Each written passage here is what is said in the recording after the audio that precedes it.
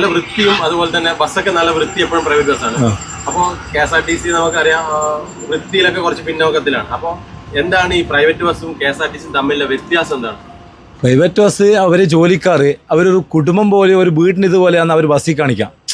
രാവിലെ വന്ന് തുടച്ച് വൃത്തിയാക്കി ആ ലെവലിലെ എല്ലാ ബസ്സിലെ പണിക്കാരും രാവിലെ ഇറങ്ങുള്ളൂ. പിന്നെ ഈ KSRTC നിങ്ങൾ ഫ്രീ കൊണ്ടുപോകുമെന്ന് പറയുന്നത് ഇരിട്ടി കണ്ണൂരിൽ അരിശ്രീക്ക് 15 വണ്ടിയുണ്ട്. ആ 15 വണ്ടിയിലും നിങ്ങൾ ആ അരിശ്രീ സ്റ്റാൻഡ് നേരെ അപ്പുറത്താണ് ഓഫീസ്. അവിടെ വന്ന് നിങ്ങൾക്ക് തിരിയും. ഡയാലിസിസ് പിന്നെ കിഡ്നിക്ക് സുഖമില്ലാത്ത ആൾ അവരൊപ്പം വരുന്ന ഒരു രോഗികളെ കൊണ്ടുപോയി ഒരാളുണ്ടാവില്ല, അവർക്കടക്കം ഈ അരിശ്രീയിൽ ഫ്രീ ആണ്. സുഖമില്ലാത്ത കാണിക്കാൻ പോകുന്നവർക്കും അവർക്ക് ഏടെ പോകണമെങ്കിൽ അരിശ്രീയിൽ നമ്മൾ ഫ്രീ കൊടുക്കലുണ്ട്. KSRTC സ്ത്രീകൾക്ക് കൊടുക്കുന്നവരെ ഇത് KSRTC നമ്മളിപ്പം തുടങ്ങിയതാണ്. അരിശ്രീ ഏകദേശം 30 കൊല്ലമായി. അവർ ആ 30 കൊല്ലം വരെ ഈ സമയം വരെ ഈ കിഡ്നിക്ക് സുഖമില്ലാത്താക്കും അവരൊപ്പം വരുന്ന രോഗികൾ സന്ദർശിക്കാൻ പോകുന്ന ഒരാളുണ്ടാവില്ല, അവർക്കടക്കം നമ്മളെ ഈ കമ്പനി ഫ്രീ ആയിട്ടാണ് കൊടുക്കല്. ഓ തീർച്ചയായും ചെയ്യുന്നുണ്ട്, എല്ലാവരും ചെയ്യുന്നുണ്ട്. എല്ലാവർക്കും ബെസ്റ്റ്മാനിട്ടാണ് ഈ പ്രൈവറ്റ് ബസ് മുന്നോട്ട് കൊണ്ടുപോകുന്നത്. പക്ഷേ അതിനപ്പുറം തകർക്കാനായിട്ട് KSRTC വരുന്നത്. ഈ സ്ത്രീകൾക്ക് സൗജന്യം കൊണ്ടുപോയി ഈ പ്രൈവറ്റ് ബസ് മുതലാളിമാർ ഏറ്റവും വലിയ ഡൗൺ ആകുക. നിങ്ങൾ ഈ വൈകുന്നേരം ഇവിടെ വന്നാൽ 5 മിനിറ്റിൽ ഏത് വണ്ടി ഇടാൻ പാടുള്ളൂ. ഇവിടെ 5 മണി മുതൽ ഓരോ മിനിറ്റ് ഗ്യാപ്പിലാണ് പ്രൈവറ്റ് ബസ്സിൻ്റെ നടുക്ക് KSRTC. നിങ്ങൾക്ക് വൈകിട്ട് വന്നാൽ തിരിയും. അത് ഇന്നലെ വരെ രാവിലെ വരെ ഏകദേശം ഒരു 10 KSRTC ട്രാക്കിലുണ്ടായിരുന്നു.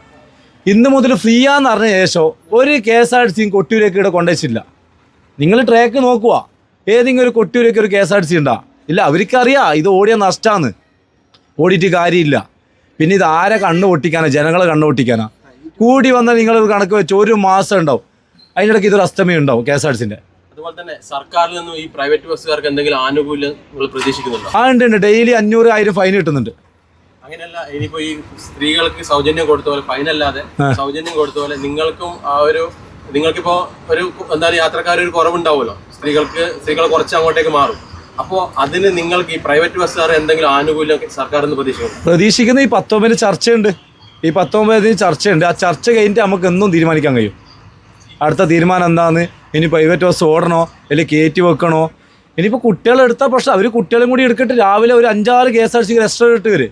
എന്നിട്ട് ഉള്ള വിദ്യാർത്ഥികളും കയറ്റി പോയിട്ട് നമ്മൾ പ്രൈവറ്റ് ബസ് മാത്രം ഇങ്ങനെ മുക്കിലിട്ട് ഓടിച്ച് കാര്യമല്ല. ഒരു സ്റ്റോപ്പിൽ നിന്ന് പിള്ളേരെടുത്തില്ല, അപ്പോൾ സ്റ്റേഷനിൽ പോയിട്ട് ഒരു പരാതി, അതിന് ഡ്രൈവറും കണ്ടക്ടറും സ്റ്റേഷനിൽ പോയിട്ട് അതിനും ചീത്ത കേട്ട് അവർ 1000 രൂപ ഫൈനും ചെയ്ത്. ഇതായിരിക്കും ഓടിയെത്താൻ? നിങ്ങൾ ഒരു ദിവസം പ്രൈവറ്റ് ബസ്സിൽ യാത്ര ചെയ്യുമോ? രാവിലെ ഈ ക്യാമറ ഒന്നും എടുത്ത് യാത്ര ചെയ്യുക. എന്നാലും ഈ പ്രൈവറ്റ് ബസ്സിൽ സ്കൂളിൽ പിള്ളേരെ വിദ്യാർത്ഥികൾ വിഷമം നിങ്ങൾ കറക്റ്റ് നിങ്ങൾക്ക് തിരിയും. അതുപോലെ തന്നെ ഈ ഒരു സൗജന്യ യാത്ര ഈ യാത്രക്കാരിൽ പലരും പറയുന്നത് ആവശ്യമില്ലാത്ത, അതായത് അർഹതപ്പെട്ടവർക്കെല്ലാം കിട്ടുന്നത്, അതിൽ നിങ്ങളുടെ അഭിപ്രായം എന്താ? ഇതെന്നെ ഒരു 50 വയസ്സിൻ്റെ 40 വയസ്സിൻ്റെ മുകളിലേക്ക് ഫ്രീ കൊടുക്കുക, പിന്നെ രോഗികൾക്ക് ഫ്രീ കൊടുക്കുക. അങ്ങനെ എന്തെങ്കിലും മാറ്റം വരുത്തിക്കുക. അതുപോലെ കുട്ടികൾക്ക് കോളേജ് കുട്ടികൾക്ക് ഞാൻ നേരത്തെ ഇങ്ങോട്ട് പറഞ്ഞില്ല, അത് ഫ്രീ ആയിട്ട് ഇവർ കൊണ്ടുപോകുന്നില്ലല്ലോ. അത് ഇവർക്ക് വിദ്യാർത്ഥികളാകാത്തത് കൊണ്ടാണ് ഈ ഉള്ളത് ഏജ് സ്ത്രീകൾക്ക് പറഞ്ഞിട്ട്. ഇനിയിപ്പോൾ ലിമിറ്റഡ് സ്റ്റോപ്പ് അവർ നിർത്തും. അതായത് മേലെ ചുവക്കൊന്ന് കയറി നീക്കി വലിയ ദൂരെ നിർത്തും. ഇത്ര ദിവസം ഇടയിൽ നിർത്തി വാരണ്ടാക്കി എല്ലാ സ്റ്റോപ്പിൽ ഇവർ ചുട്ടിയെടുത്തില്ലേ, ഇനി അത് എടുക്കൂല. ഇവർ ഇടുന്ന സീറ്റിംഗ് ആളായ ഇവരെ ഒരു പോക്ക് പോയി നോക്കിക്കോ നിങ്ങൾ. അവർക്ക് സ്റ്റോപ്പിന് പരിമിതികൾ ഉണ്ടാവും.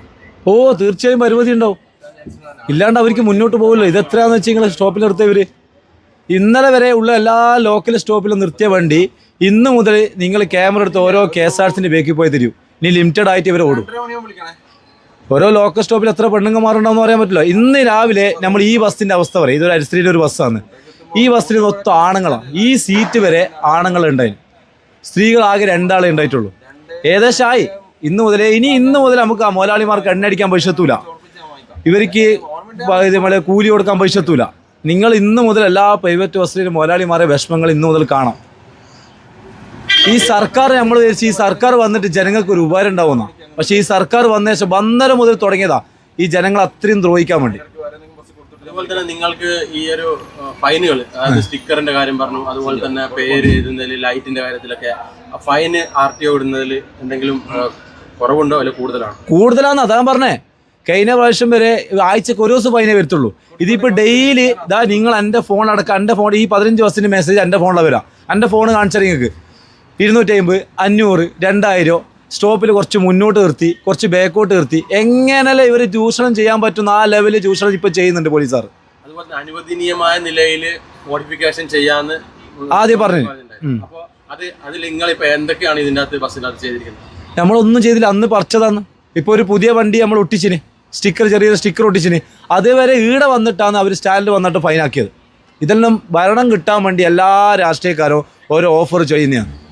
ഇപ്പോൾ ഈ ഓഫറിന്റെ കാര്യം പറഞ്ഞപ്പോൾ അവർ ആദ്യം തെരഞ്ഞെടുപ്പ് പത്രികയിൽ പറഞ്ഞത് KSRTCയിൽ സൗജന്യം എന്ന് പറഞ്ഞു. ഇപ്പോഴാണ് ഓർഡിനറി ബസ്സിൽ മാത്രം എന്ന് പറയുന്നത്. അപ്പോൾ ഈ യാത്രക്കാരായ സ്ത്രീകൾ പ്രതീക്ഷിച്ചു KSRTCയിൽ എല്ലാവരുടെയും എല്ലാ ബസ്സിലും കയറാന്നൊക്കെ അവർ പ്രതീക്ഷ അവർക്കുണ്ടായിരുന്നു. അപ്പോൾ അതിനെക്കുറിച്ച് എന്താ പറയുക? ഇതെന്നെ വാഗ്ദാനം പാളി. നമുക്ക് എല്ലാവർക്കും ഒരു വാഗ്ദാനം കൊടുക്കാം, പക്ഷേ അത് നമ്മൾ ആവുമെങ്കിൽ മാത്രം. ഇതിപ്പോൾ നിങ്ങൾ ലിമിറ്റഡ് ആയിട്ട് ഓടുന്നുണ്ട്. അതിൽ പിന്നെ അത് ഒഴിവാക്കുക, അത് സൂപ്പർ ഫാസ്റ്റ് ആക്കും. ഇനി ഇരുട്ടിൽ നിന്ന് വിട്ടാൽ, കണ്ണൂരിൽ നിന്ന് വിട്ടാൽ ഇരുട്ടി, അതിനൊന്നും കൊടുക്കേണ്ട ആവശ്യമില്ലല്ലോ. ഇതെല്ലാം ഇനി കാലഘട്ടമായിട്ട് ഓരോ മാറ്റം വന്നോണ്ട് നിൽക്കും. അതുപോലെ തന്നെ നഷ്ടത്തിലായിരുന്ന KSRTC എങ്ങനെയാണ് ഒരു സർക്കാർ മാറുമ്പോൾ തന്നെ പെട്ടെന്ന് സൗജന്യ യാത്രയൊക്കെ കൊടുക്കാനായിട്ട് പറ്റും? ഇത് കഴിഞ്ഞ സർക്കാരിൽ KSRTC നഷ്ടത്തിലാണെന്നാണ് നമുക്ക് കിട്ടിയ അറിവ്.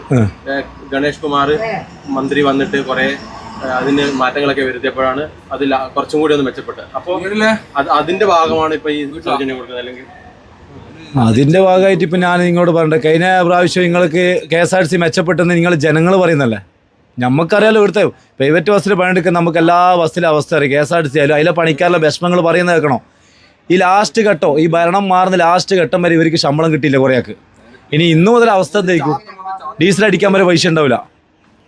KSRTCക്ക് ഡീസൽ അടിക്കാൻ കിട്ടായിട്ട് രാവിലെ ഓടേണ്ട വണ്ടി ഉച്ചക്കെല്ലാം വന്നിട്ട് ഓടുന്നുണ്ട്.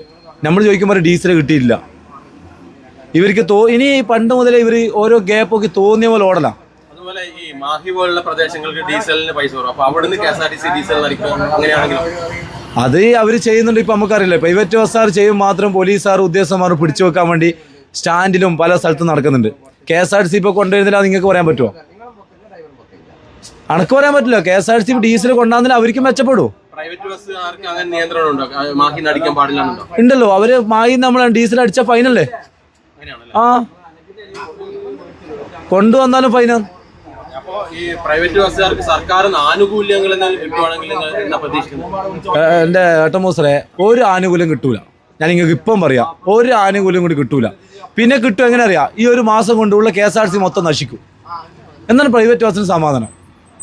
അല്ലാണ്ട് ഒരു സർക്കാരും വാഗ്ദാനങ്ങൾ തരാൻ എല്ലാ സർക്കാരുണ്ടാവും. പക്ഷേ ഈ സർക്കാർ ഭരണത്തിൽ കയറി കഴിഞ്ഞിട്ട് ഒരു കുട്ടീനും തിരിഞ്ഞു നോക്കൂല. അത് ഏത് രാഷ്ട്രീയമായാലും പാവപ്പെട്ടവർ ഒരുത്തരുണ്ടാവില്ല. അവരിപ്പോൾ എല്ലാ രാഷ്ട്രീയക്കാരും നേതാക്കന്മാരും മന്ത്രിമാരും പണക്കാർക്ക് വേണ്ടി കൈപിടിക്കാന്നല്ലാണ്ട് ഒരു സാധാരണ ഒരു ജനങ്ങൾക്കും വേണ്ടി ഒരു ഉപകാരത്തിന് അവരെത്തൂല. ഇതാണ് നിങ്ങൾക്ക് ഈ അവസ്ഥയിൽ പറയാനുള്ളത്.